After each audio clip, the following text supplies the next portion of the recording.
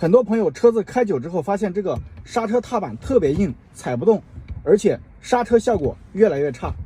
一般遇到这种问题，你去 4S 店或者修理厂，他们都会让你更换刹车油、更换刹车总泵、更换刹车分泵和刹车片，有的呢甚至把你这个 ABC 泵都给它换掉了。换完之后钱花了不少，问题却没有得到解决。今天呢，我教大家一招解决。但是进来的老铁，你要是方便的话，你把手上免费的小红心、小关注是吧，帮本人点那么一下子。本人每天坚持说车讲车，传播汽车知识，传递正能量，说实话也很不容易，是吧？